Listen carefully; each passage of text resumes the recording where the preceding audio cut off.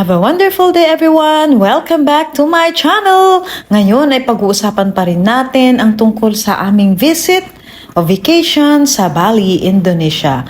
Wherein nagstay kami dito sa Marriott Vacation Club. Okay, early in the morning, talagang mag-jogging-jogging bago mag-chow! Chow, chow, chow!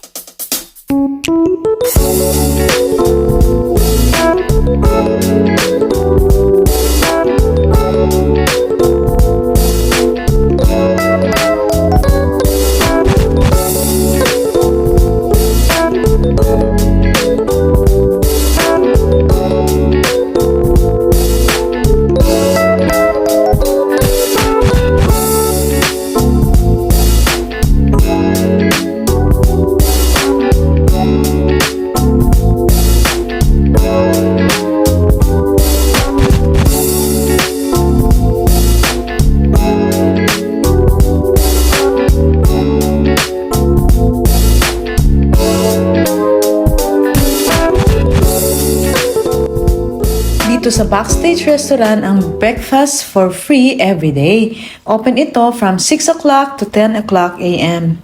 Grabe talaga, toxic yung first night namin since dumating kami ng doon ng 21 instead of early morning.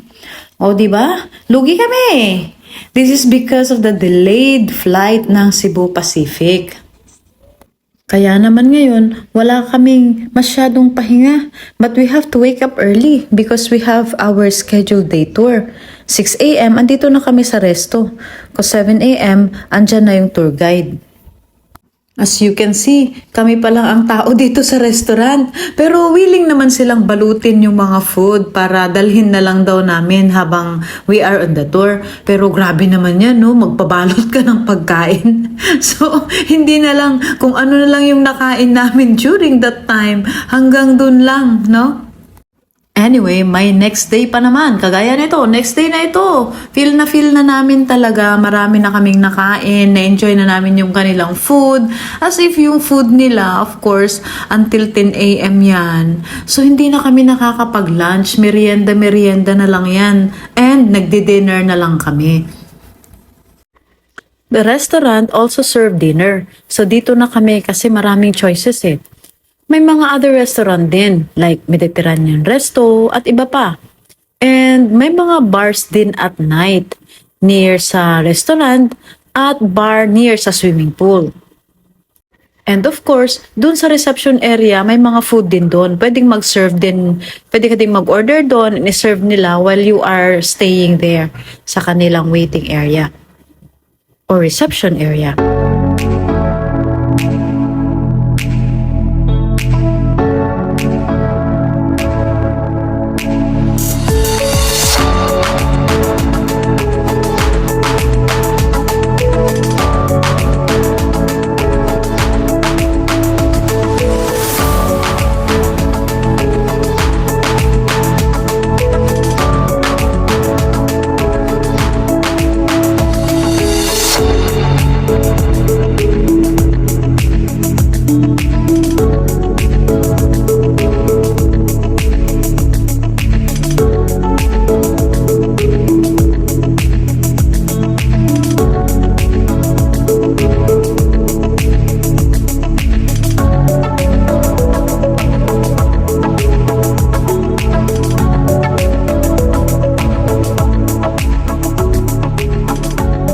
Actually, I tried din yung mga specialty ng Bali.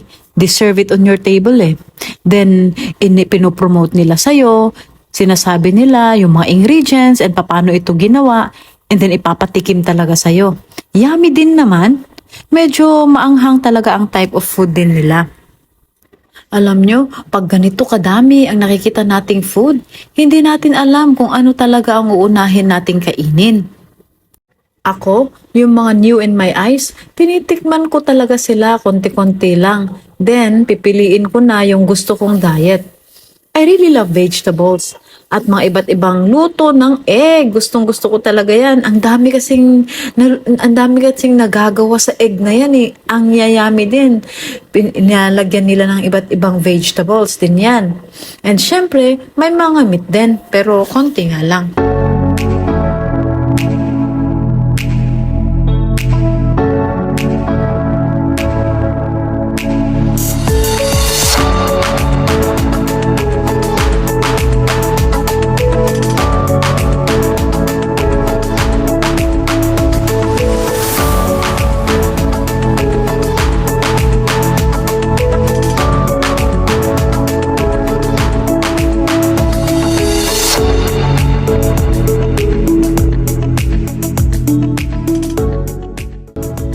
mahilig ka naman sa cake, heto na iba't ibang klase talaga ng cake ito.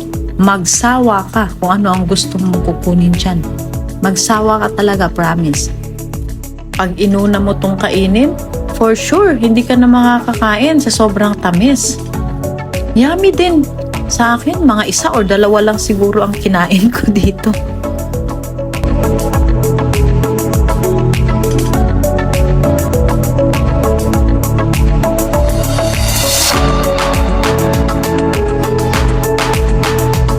Ito yung the best, yung juice maker nila. Ikaw ang mamimili ng fruits and then pag sama-samahin nila, gagawin nilang juice. Yeah! Nag-enjoy talaga ako dito.